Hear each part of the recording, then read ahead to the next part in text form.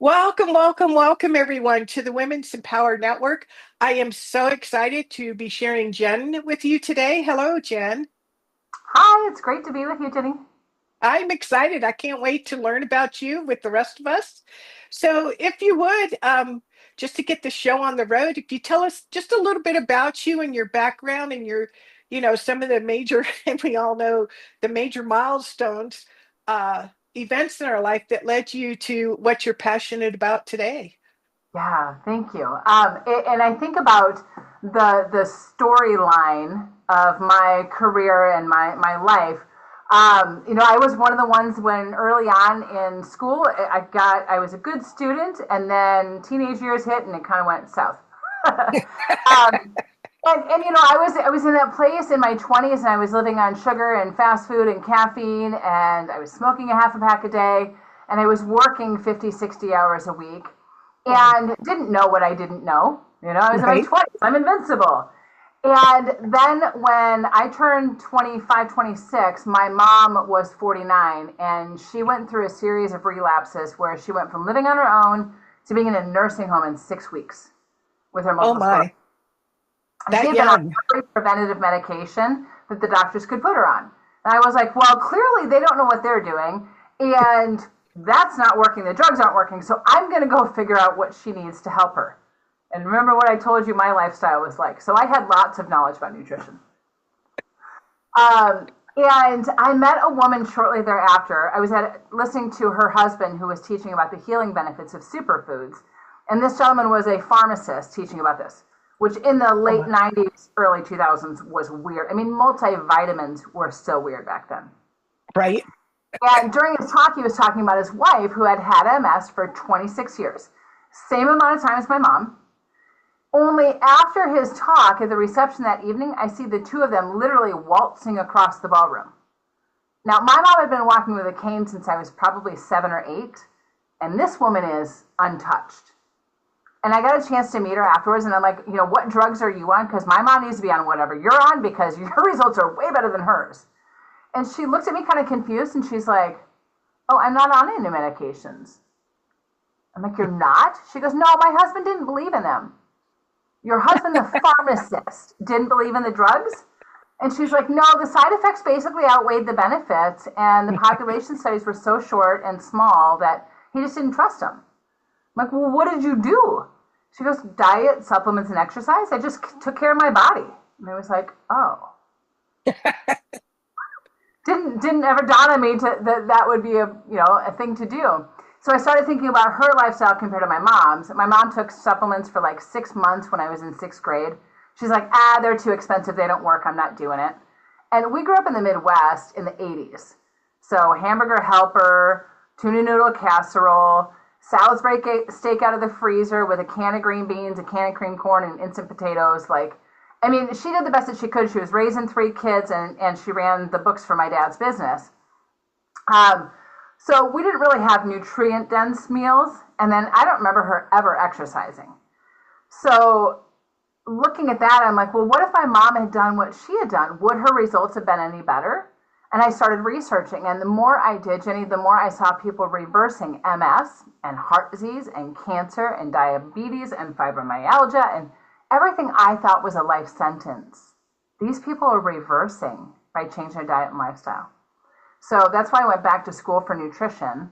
And for the last 23 years now, I've been able to help people reclaim their health and recharge their lives. With my mom, we were able to get her out of the nursing home into a group home. And because of the changes that we made with her lifestyle and her nutrition, she passed just before her 65th birthday. Her doctors, though, said that we extended her life by at least 5, if not 10 years, and tremendously improved the quality of life while she was still living. So for me, the work that I do in coaching and guiding women to really reclaim their health, to thrive during menopause versus just surviving it, to release weight permanently, stems from and is really, for me, it's a tribute to my mom's journey and how we take gifts out of some of the most challenging times in our lives. And I can look back at all the different milestones in my life, if you will, and see where the challenge was and then the gift that came out of it. that just 10x'd my life, my quality of life, and the things that I'm passionate about. But that's kind of where it all started. And then it's evolved from there into really more of a holistic approach to healing body, mind, and soul, and really helping women to create a life that they love to live, one that really works for them, and then have the physical and the emotional health so they can enjoy it for a Right. lifetime. It is. And there's so, what I love about it, what came to mind is it's not one size fits all, Mm-mm. It can't you be. know, because I know like some people really would be into yoga and strength building through yoga versus going to a gym and lifting weights. Um, and so I love that there's variety that would work with any particular person who says, "Oh, I don't like to exercise," which is just a story, right? Yes. Well, and same thing with nutrition too. I mean, if you think about it, 80% of the people in the US want to lose weight, are trying to lose weight. There are 101 different dietary theories out there. If we just blatantly or just blanketly, oh yeah, my friend's cousin tried that and it worked for her, I'm going to do the same thing. But your bodies are different, your ages are different, your lifestyles are different, your stress levels are different, and your history is different. How do we know what is the right thing to do for our lifestyle unless we understand what our body specifically needs?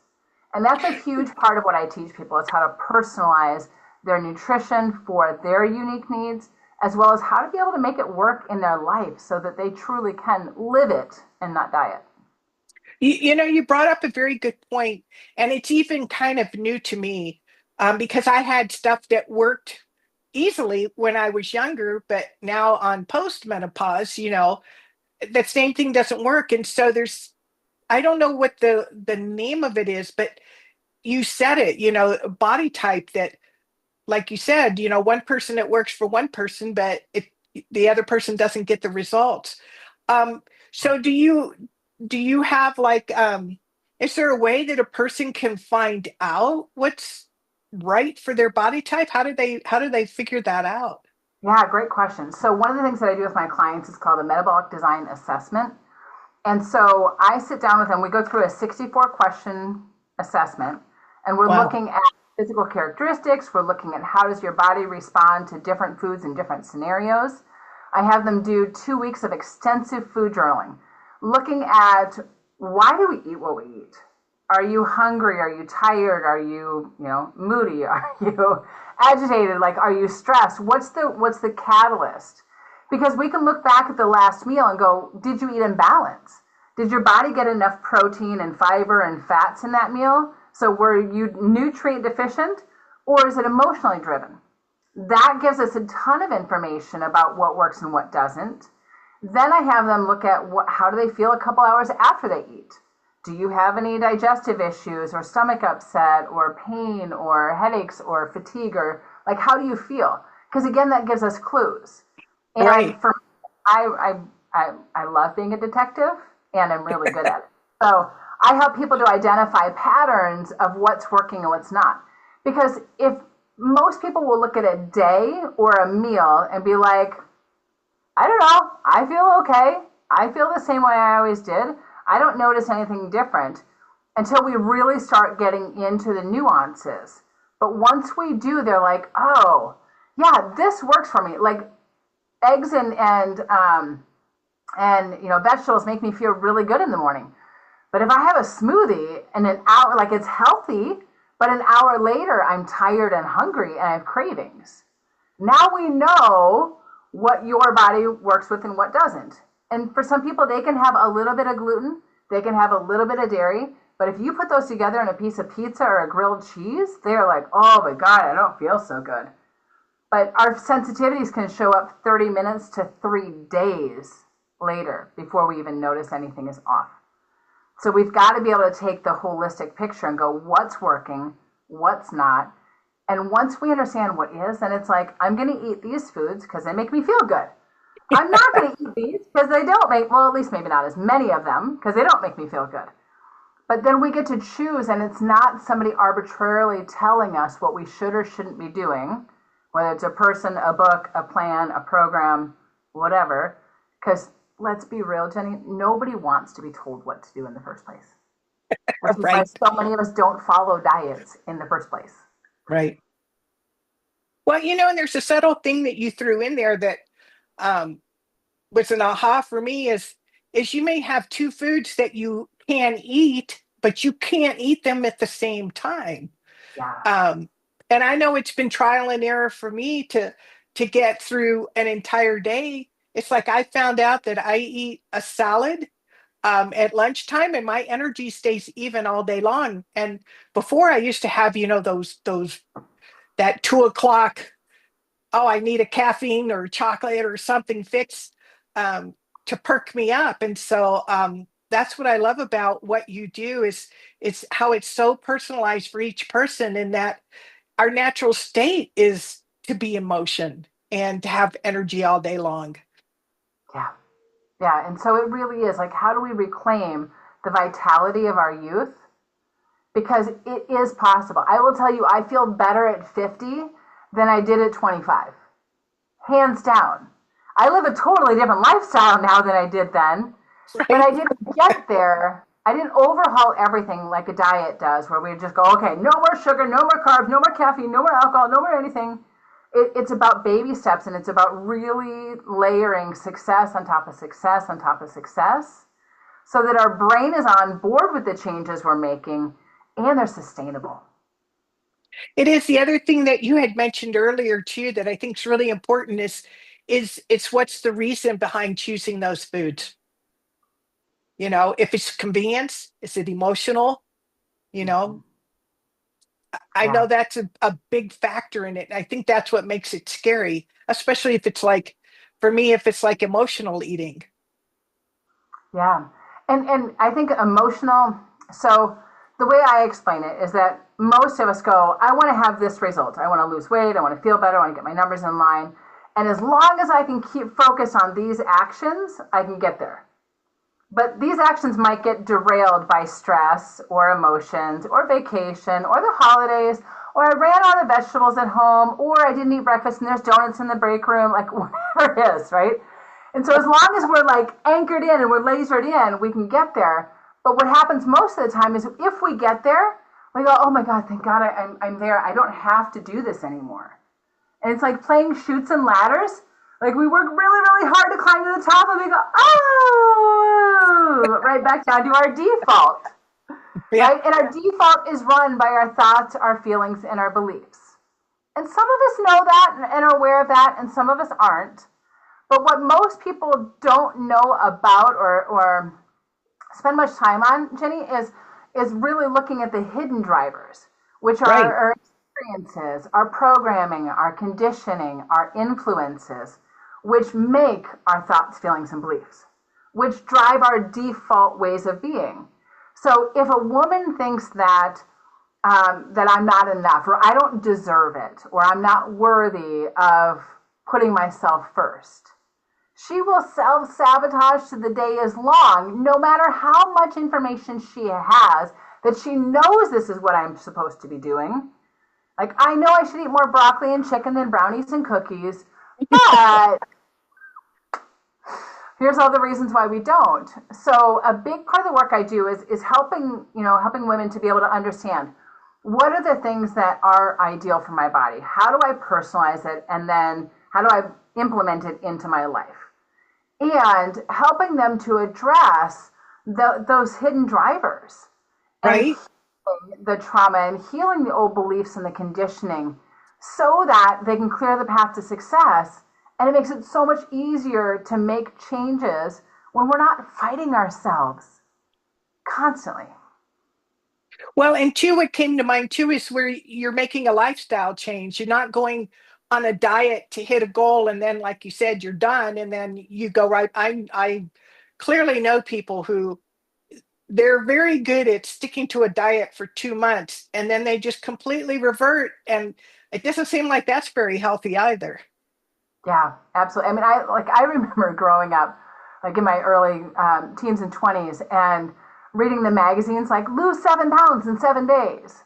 Well, okay, great. So you lose 7 pounds in 7 days. What do you do after the week? Right. Back to the old ways?